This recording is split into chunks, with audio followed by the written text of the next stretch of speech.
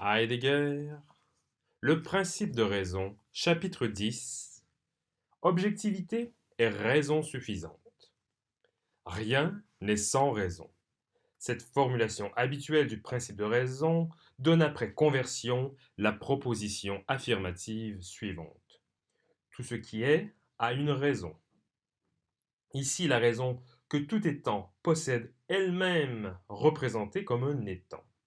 C'est là ce que devrait montrer un texte de Leibniz auquel nous nous sommes référés. Le principe de raison est une proposition sur les temps, mais il peut être accentué d'une autre manière, à savoir rien n'est sans raison, ou sous forme affirmative. À l'être appartient la raison, ou être et raison le même.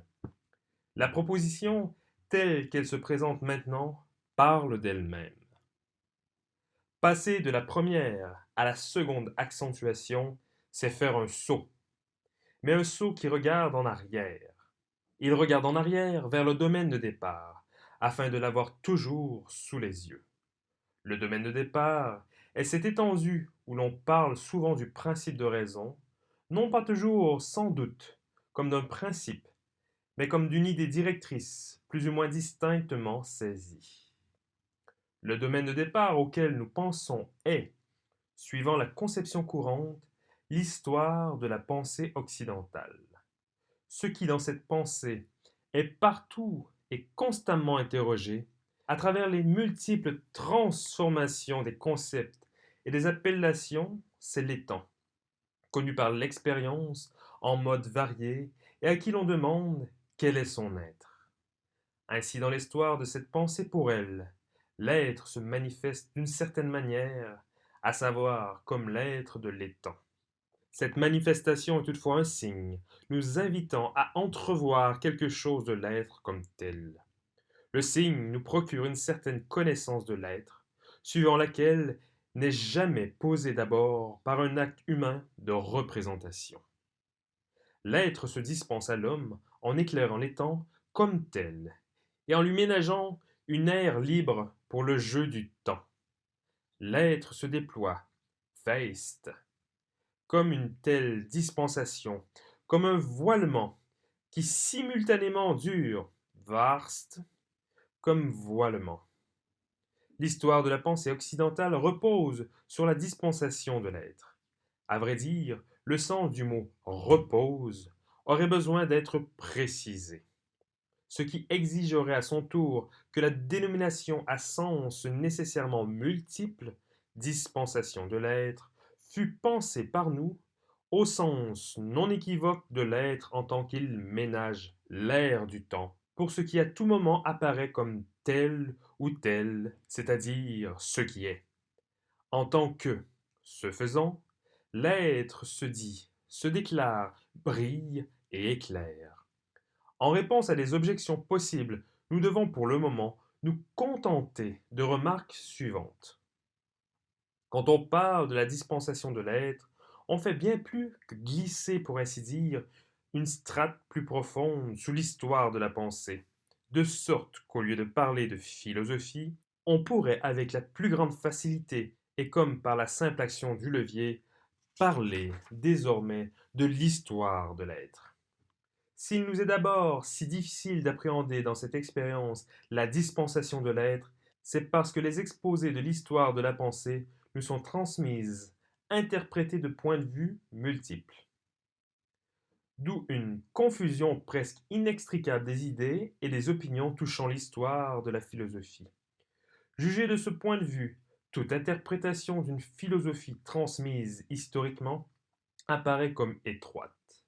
Hegel a bien raison de dire que l'entendement quotidien ne sait que tourner en tous sens au milieu de ses vues partielles. Aussi passe-t-il à côté de la chose. L'entendement courant ne peut apercevoir ce simple et même qui trouve en temps et lieu un langage qui décide si une interprétation a ou non quelque substance. Quel jugement émettre jamais sur une interprétation, si l'on reste enfermé dans le champ des représentations acceptées au petit bonheur.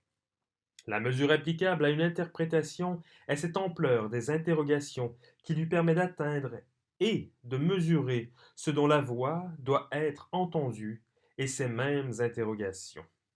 Cette marque est valable pour les deux références à l'histoire de la pensée, notamment à Aristote et à Kant, par lesquelles nous avons essayé de suivre une indication donnée par cette histoire au sujet de la dispensation de l'être. Dans son sens le plus intérieur, comme dans sa forme la plus visible, la pensée de Kant est une critique de la raison pure. Ce titre étant compris dans toute la plénitude et ampleur de sa signification. Raison veut dire et est aussi ratio, c'est-à-dire faculté des principes, entendons faculté du fond. La raison est le fond qui fonde. La raison pure ne reconnaît de fond que rationnel. Lorsque Kant, docile au leitmotiv de sa pensée, réfléchit aux conditions de possibilité a priori de la nature et de la liberté, cette pensée, en tant que représentation rationnelle, fournit la raison suffisante de tout ce qui peut et ne peut pas apparaître à l'homme comme étant. Elle fournit la raison suffisante de la manière dont ce qui apparaît peut ou ne peut pas apparaître. S'il existe ainsi un lien historique interne entre le principe de raison suffisante et la critique de la raison pure, comment la brève indication d'un pareil lien peut-elle nous aider à comprendre l'époque moderne, c'est-à-dire une certaine phase de la dispensation de l'être? Comme l'être se dispense-t-il dans l'horizon de la pensée kantienne? C'est demander en même temps comment, dans cette dispensation, l'être se retire. Répondant à cette question, nous sommes obligés de nous limiter à un trait unique, mais décisif, de la pensée kantienne. Il se marque en ceci que, pour la première fois depuis la philosophie grecque, Kant esquisse, comme une question à creuser, la question de l'être de l'étant. C'est avec et par cette question, au sens d'interrogation, que Kant concentre expressément sa pensée sur le chemin pouvant conduire vers l'être de l'étant, sur la méthode. À vrai dire, ceci a lieu dans une toute autre direction, parce que dans une toute autre dimension, que chez les penseurs grecs. Le domaine et la direction des interrogations kantiennes sont caractérisés par la ratio, au double sens de raison et de raison. Conformément au caractère de la pensée moderne, qui se meut dans le domaine de la raison, Kant, lui aussi, pense à l'intérieur et à partir de la dimension de la raison. En tant que faculté des principes de la raison, d'une façon générale, est le pouvoir de se représenter quelque chose comme quelque chose. J'installe devant moi quelque chose comme étant quelque chose serait une formulation plus rigoureuse de l'ego cogito de Descartes, du je pense. La dimension de la critique de la raison, théorique, pratique et technique, est ainsi l'égoïté, Ich-Heit du moi, la subjectivité du sujet. C'est dans la relation au moi, comme sujet que l'étant, qui dans l'acte de représentation est installé devant le moi, reçoit le caractère d'un objet pour le sujet. L'étant est un étant en sa qualité d'objet pour une conscience. Du même acte par lequel la conscience fait que l'objet, en tant qu'il se tient, lui est rapporté, elle se présente aussi elle-même, elle est consciente de soi. Mais comme le domaine de la subjectivité, c'est-à-dire le domaine de la ratio au sens de raison, est en soi le domaine du principium rationis, de la raison au sens de fond, la critique de la raison pure recherche la raison suffisante des objets, entendus comme objets de représentation pour un sujet conscient de lui-même. La question critique de la raison suffisante des objets devient la question des conditions a priori de possibilités valables pour une représentation des objets dans l'expérience. Nous ne pouvons exposer ici en quoi ces conditions consistent, ni comment, d'après Kant, elles rendent possible la représentation. C'est autre chose qui importe maintenant. La raison qui livre à l'objet sa possibilité d'être comme objet définit ce que nous appelons objectivité des objets. L'objectivité est l'être, sein, au sens kantien, de l'objet connaissable par expérience. L'objectivité de l'objet est manifestement ce que l'objet a de plus en propre. Pour elle, elle n'est pas appliquée sur l'objet ou impliquée en lui comme le serait autrement l'une quelconque de ses propriétés. C'est l'objectivité, au contraire, qui s'approprie l'objet non pas après coup, mais avant qu'il n'apparaisse comme objet et pour qu'il puisse apparaître comme tel. La définition critique de l'objectivité de l'objet dépasse ainsi l'objet. Mais ce dépassement de l'objet n'est rien d'autre que l'entrée dans le domaine des principes fondateurs, dans la subjectivité de la raison. Passer par-dessus l'objet pour atteindre l'objectivité, c'est s'élever jusqu'à la raison, qui seulement ainsi apparaît dans son essence de fondatrice. Ce passage au-delà de l'objet, cette accession expresse à la subjectivité, c'est là, en latin, transcendere. C'est pourquoi Kant désigne son entreprise critique, la recherche des conditions a priori de possibilité des objets, comme méthode qui dépasse, méthode transcendantale. Vu la confusion qui règne aujourd'hui dans l'emploi des termes transcendance, transcendantal et transcendant, il est nécessaire de procéder à des distinctions claires.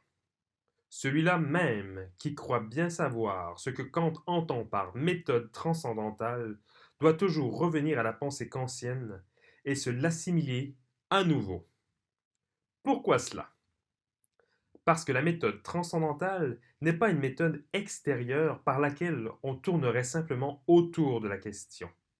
Kant qualifie purement de transcendantale et non de transcendante la méthode de la critique, c'est-à-dire de la détermination et indication de la raison suffisante, car il appelle transcendante toute prétendue connaissance se situant au-delà des limites de l'expérience humaine, pour autant qu'elle ne s'élève pas au-dessus des objets dans la direction de leur objectivité, mais qu'elle les dépasse, eux, et leur objectivité, et cela sans justification suffisante parce qu'elle ne peut se fonder sur des raisons.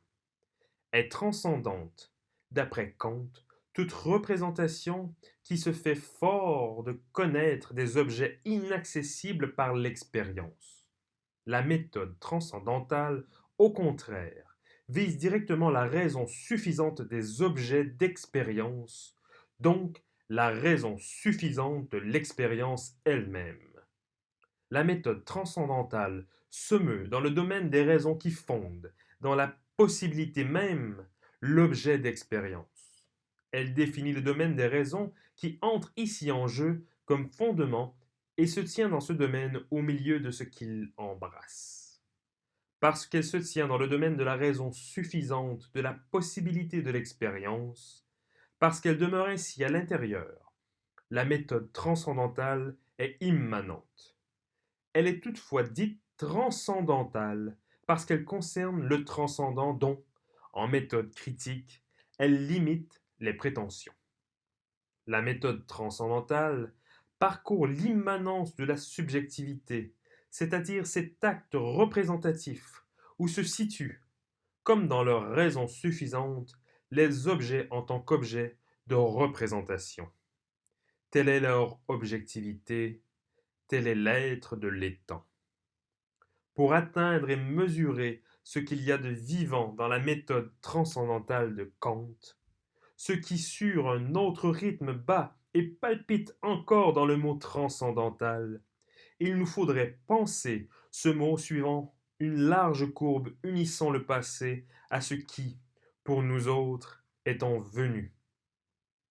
En quoi l'explication du mot transcendantal est-elle à sa place sur notre chemin? Plus précisément, en quoi aide-t-elle à penser le sot, faisant passer d'une accentuation à l'autre du principe de raison? Pour le montrer clairement, rappelons que le mot transcendantal, au sens de Kant, concerne ce dépassement qui conduit de l'objet, c'est-à-dire de l'étant connaissable par expérience, à l'objectivité, c'est-à-dire de l'être. Or, le sot franchit la différence qui sépare le principe de raison, entendu comme proposition sur l'étant, du même principe, entendu comme dire concernant l'être en tant qu'être. Le sot traverse tout l'espace qui s'étend entre l'étant et l'être. Pensée transcendantale, passage et sot ne sont sans doute pas équivalents, mais ils sont une même chose, pour autant que du point de vue de la distinction de l'étant et de l'être, ils sont inséparables. Si nous considérons dans son passé le mot transcendantal et la chose qu'il désigne, deux points importants se dégagent de cette considération. Mentionnons-les brièvement. Le terme transcendantal nous vient de la scolastique médiévale. Il concerne le transcendens, mot qui désigne un modus, à savoir une manière et une mesure par quoi omne ens qua ens est mesuré. Par exemple, omne ens est omnum, tout étant est un étant et, en tant que c'est un, il n'est pas autre. Plus précisément, ce modus de l'étant est défini comme modus généralitaire, consequens omne ens. Consequens est ici entendu comme le qualificatif qui s'oppose à antedescens. Il vaut de l'observer. Les déterminations les plus générales de tout étant comme tel suivent l'étant et en découlent. En ce sens, elles traversent et dépassent, transcendendere, ce qui appartient à tout étant. C'est pourquoi elles s'appellent des transcendantaux. Pour Kant, au contraire, ce que vise la méthode transcendantale n'est pas un consequence de l'étant au sens d'objet d'expérience. L'objectivité qui fournit à l'objet la raison de sa possibilité est bien plutôt l'antecedens, ce qui précède l'a priori. La conception de l'ens qua ens est telle qu'apparaît dans la scolastique médiévale à son origine chez Aristote, qu'il expose au début du 4e livre de la métaphysique. L'œuvre connue, la métaphysique d'Aristote, n'est pas un ouvrage, mais un recueil d'exposés qu'Aristote lui-même n'avait pas réunis et qui traitent de questions différentes, aussi bien par leur point de départ que par leur direction. Dans sa composition, la métaphysique d'Aristote manque donc complètement d'unité. Quant à son contenu, est faite de morceaux dont chacun a sa façon propre de questionner. Le premier chapitre du 4e livre débute par la phrase suivante, qu'on pourrait traduire et interpréter comme suit. Il existe une sorte d'intellection qui saisit dans son regard la chose présente en tant que présente et, du même coup, ce qui est subordonné à la présente, la montrant suivant ce qu'elle est. Il n'est pas ici question du facteur transcendantal qui, d'après Kant, détermine l'étant, entendu comme objet, dans son objectivité, mais il n'est pas davantage question de modus antis generaliter consequens omne ens. Et ceci pour la simple raison qu'Aristote pense en grec et parle de l'on, en grec dans le texte. L'on est physis, en grec dans le texte. Une sorte d'éclosion qui précéderait que d'elle-même. L'on n'est pas en ans au sens de lance, creatium, de la scolastique médiévale, ce qui est en tant que créé par Dieu. Mais l'on n'est pas non plus l'objet considéré dans son objectivité. Le facteur qui, au sens d'Aristote, détermine l'être de l'étant, et la manière dont il le fait, sont autrement perçus que dans la doctrine médiévale de l'ens qua ens. Toutefois, il serait enfantin de prétendre que les théologiens du Moyen Âge ont mal compris Aristote. Ils l'ont bien plutôt compris différemment, suivant la façon différente dont l'être se dispensait à eux. Autre encore est la dispensation de l'être pour Kant. Comprendre autrement ne veut pas dire mal comprendre que là où l'interprétation se targue d'être l'unique vérité possible et tombe de ce fait au-dessous de la chose à comprendre. Il faut arriver à Kant pour que la méthode par laquelle la pensée poursuit l'être de l'étant devienne la méthode transcendantale. Ce qui caractérise en effet la détermination transcendantale de l'étant comme tel n'est pas seulement que l'étant est maintenant appréhendé comme objet de raison subjective liée au moi. La marque propre de la méthode transcendantale réside bien plutôt en ceci que la méthode, en tant que détermination de l'objectivité des objets, appartient elle-même à l'objectivité. L'indication de raison suffisante des objets est cet acte même de représentation qui tout d'abord fait ressortir et met en sûreté l'objectivité de l'objet et par là appartient lui-même à l'objectivité, c'est-à-dire à l'être de l'étant saisissable dans l'expérience. La méthode transcendantale répond à l'appel du principe de raison. Grâce à elle, le Principium Rationis Sufficiensis, qui est le maître de la raison, parvient à la pleine autonomie et conscience de son pouvoir. La nouvelle façon de l'être se dispense ne se marque pas seulement dans le fait que l'être apparaît désormais comme objectivité, mais aussi dans le caractère tranché de cette manifestation, d'où résulte que l'être se définit dans le domaine de la subjectivité de la raison, et là seulement. Le caractère tranché de cette manifestation de l'être exclut toute tentative pour fonder autrement l'être de l'étant, hors de la dimension de la raison transcendantale, car les conditions a priori de la possibilité des objets, leur raison suffisante est la ratio, la raison d'elle-même. On pourrait dire aussi, sous forme de thèse, toute objectivité des objets, c'est-à-dire toute objectivité des objets, repose dans la subjectivité. Mais cette thèse n'a de sens que si nous considérons ceci.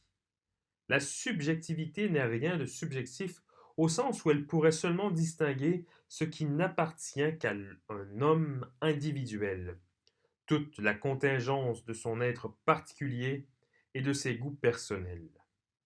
La subjectivité est cette conformité à des lois qui est un trait essentiel des raisons livrant la possibilité d'un objet. Subjectivité n'est donc pas subjectivisme, mais désigne cette notification de l'appel du principe de raison, en vertu de laquelle nous nous trouvons aujourd'hui dans l'être atomique, où la particularité, la singularité et la valeur de l'individu disparaît à une vitesse effrayante, au bénéfice d'une totale uniformité. Tout cela, qu'il nous plaise ou non de l'observer aujourd'hui, et d'en convenir, à sa source dans la dispensation de l'être comme objectivité pour la subjectivité de la raison, pour la ratio marquée par le principe de raison. Les représentations de cette dernière à la domination déclenchent la computation universelle et totale qui réduit toute chose à une quantité calculable. Par ces indications, je ne veux ni peindre à mon tour un tableau de la situation spirituelle de notre époque, ni montrer que cette situation est inextricable et sans remède. Nous suivons simplement le cours de notre étude, cherchant à en faire ressortir ce qui est nécessaire pour qu'on puisse méditer ce qui est. Précisons que ce qui est n'est pas la réalité de faits ni de choses contemporaines. Ce qui est, c'est ce qui vient à nous à partir de l'être rassemblé et comme tel. Ce qui vient à nous est en route depuis longtemps. C'est l'appel inconditionné du principe de raison sous la forme d'une complète rationalité. Pour le voir ne sont nécessaires ni le don, ni le geste du prophète, mais bien la patience de la pensée proprement historique. Toujours davantage on s'évade de la tradition historique Et c'est là un signe de l'appel qui domine notre époque. On a même parfois l'impression que cette évasion hors de l'histoire est destinée à écarter partout les dernières barrières, s'opposant encore à une mainmise irrésistible et totale de la technique sur le monde et sur l'homme. Au fur et à mesure qu'on s'évade de l'histoire, la capacité d'établir des distinctions historiques se perd.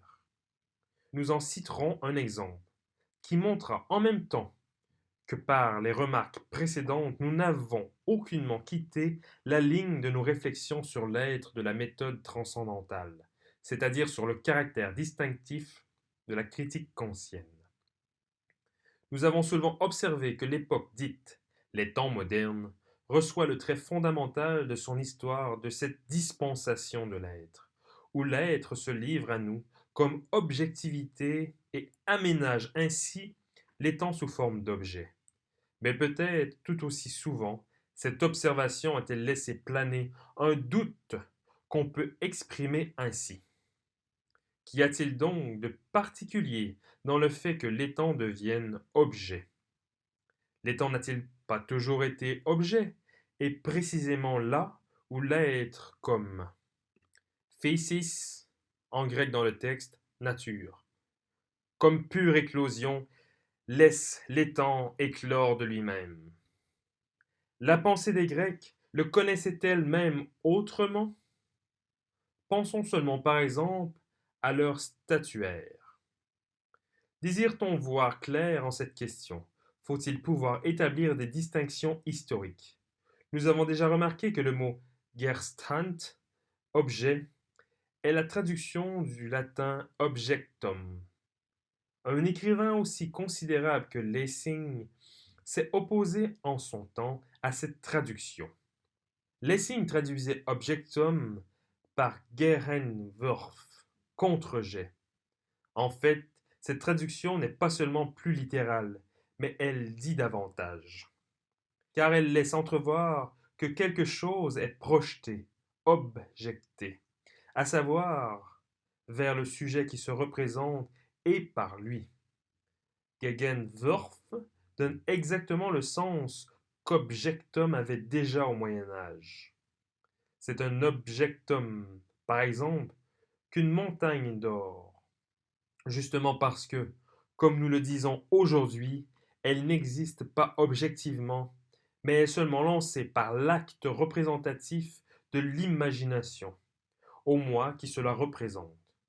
Mais la signification moderne de l'objet implique, en même temps que la représentation ainsi lancée, fournie par l'effort de la visée scientifique, n'est pas une simple fantaisie, mais qu'elle livre au moi qui se la propose, quelque chose qui est présent par soi. Or le mode de la présence est déterminé par l'indication de la raison obstant, par l'objectivité en langage kantien, par les principes de l'entendement en tant que principe de la raison. Puisque ainsi l'objet n'est pas simplement représentation du sujet, et qu'au contraire, dans l'objet, quelque chose de conscient est jeté et livré au sujet qui se le représente, la traduction d'objectum par Gegenstand a aussi sa justification. Toutefois, nous ne saurions passer outre la distinction qui est en train de nous apparaître. On pourrait, s'appuyant sur ce que nous venons de dire, persister à soutenir que déjà pour les Grecs, l'étang se révélait comme objet.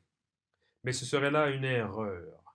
Pour les Grecs, la chose présente se dévoile sans doute comme gegenüber en face, mais jamais comme gegenstand, ce mot entendu au sens rigoureusement moderne d'objet. En face et objet ne sont pas équivalents. Dans le Gegenstand, objet, le Gen, ob, se définit par le lancement contre, qui est l'acte représentatif du sujet. Dans le Gegenüber, en face, le Gegen, ob, se dévoile en ce qui survient à l'homme qui perçoit, écoutant et regardant, en ce qui surprend l'homme, lui qui ne s'est jamais considéré comme un sujet pour les objets. En conséquence, la chose présente n'est pas ce qu'un sujet se jette à soi-même comme objet, mais bien ce qui advient à l'homme, percevant, et ce que son regard et son ouïe placent et s'exposent comme chose à eux advenue. La statue, stanblid, grec, est l'aspect d'un être qui est debout et dont la station, stand, n'a rien à faire avec un Gegenstand, au sens d'objet. L'antéchimenon grec, l'emphase, plus précisément, ce qui est étendu devant nous dans un emphase, est tout autre chose que le Gegenstand, au sens d'objet. Dans la présence des dieux, dans leur regard tourné vers nous, les Grecs ont perçu l'emphase le plus inquiétant et le plus fascinant. Todenon. Mais ils ne se connaissaient pas, les Gegenstände, au sens d'objet. Ob et rencontre ont ici un autre sens. Si donc on réfléchit, comme il arrive souvent aujourd'hui, au phénomène de la rencontre, il faut remplir une condition garantissant la bonne exécution de ce travail de pensée.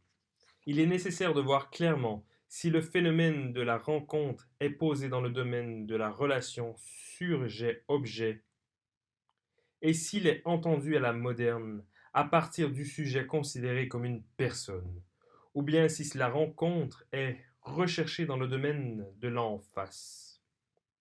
Penser et mesurer la structure de ce domaine est une tâche beaucoup plus difficile et à peine ébauchée. Goethe, qui est l'auteur d'un mémoire intitulé L'essai médiateur entre l'objet et le sujet, 1792, emploie souvent et volontiers le mot Gegenstand. Il connaît encore la vieille forme Gegen, Uban, qui parle clairement. Par exemple, dans la tournure, nous nous assîmes l'un en face de l'autre. Dans le mot Gegenstand, tel que Goethe l'emploie, on entend les deux sens, Gegenstand comme objet pour un sujet, et Gegenstand comme en face de quelqu'un. Ce qui est ici difficile à saisir, c'est le sens d'Uber, qui est multiple, par-dessus, au-dessus de et au-delà de. Weber devient clair dans le verbe überraschen, surprendre, arriver vite, à l'improviste, subitement, sur quelqu'un. Sans doute Uber et überraschen n'ont-ils jamais rendu un son plus riche, ni peut-être plus grec que dans la dernière strophe de l'hymne de Holler der Linn, le voyage de l'année 1801. Il commence par Souable heureuse, ô ma mère, quand les souffles de l'air se font plus doux, et que le matin sur nous les traits patients dardent ses flèches amoureuses, quand des nuages légers fleurissent, bien au-dessus de nous, nos yeux timides. Alors dirons-nous, comment vous, les charites, venez-vous visiter des sauvages? Mais les servantes du ciel sont merveilleuses, comme tout ce qui est de race divine. L'enfant du ciel n'est plus qu'un songe, pour qui furtivement veut l'approcher. Qui veut l'égarer en puissance, il le punit, mais souvent aussi surprend un mortel, dont il avait à peine effleuré la pensée. Au lieu de ce don, il avait à peine effleuré la pensée. Hölderlin avait d'abord écrit qu'il l'espérait à peine.